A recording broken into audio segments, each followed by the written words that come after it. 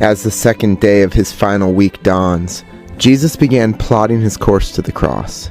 He did not come to Jerusalem only to join the Passover celebration, but also to shake the foundations of the Jewish faith. He has come to set things right and to call the faithful to a new covenant that would be signed in his blood. Jesus and his disciples, when they ended Palm Sunday, they returned to Bethany. The next morning, as they made their way to Jerusalem, Jesus first interacts with a fig tree. Funny, right? I know. But what makes this moment interesting is that in several of the Old Testament prophets, Jeremiah, Hosea, and Joel, the people of Israel are likened to a fig tree.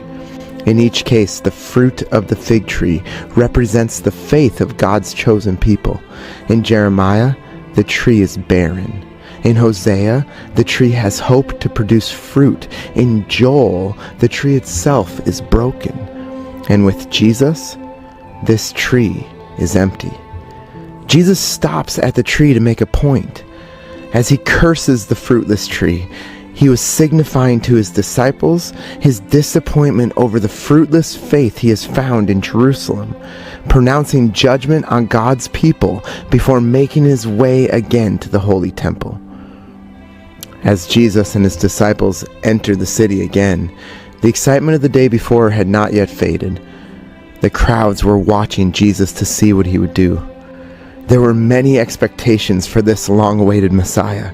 Some thought he would bring back the glory of the nation of Israel and usher in a time of political might.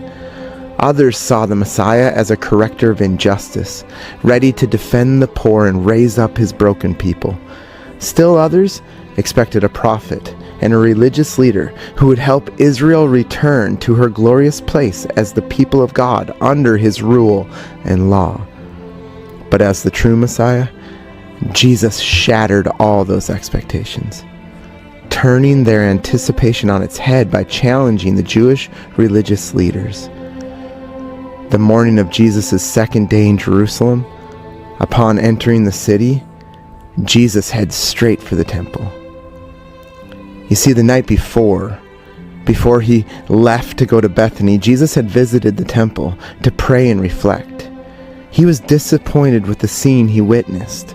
The temple was flooded with vendors who were selling animals and religious articles needed for sacrifice and worship, as well as the money changers exacting the tax for both the temple and the Roman authorities.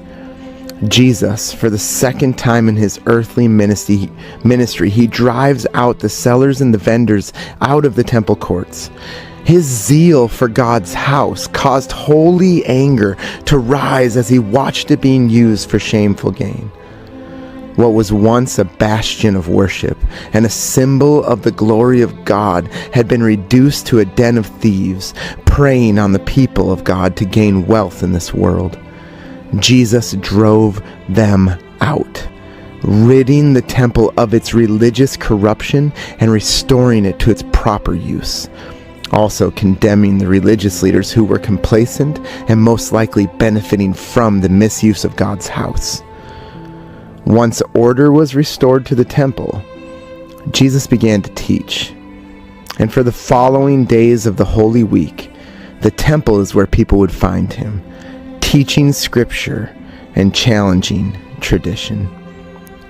As we celebrate day 2 of the Holy Week, we must remember how fiercely Jesus protected worship in the house of the Lord and his hatred for anything that would corrupt it.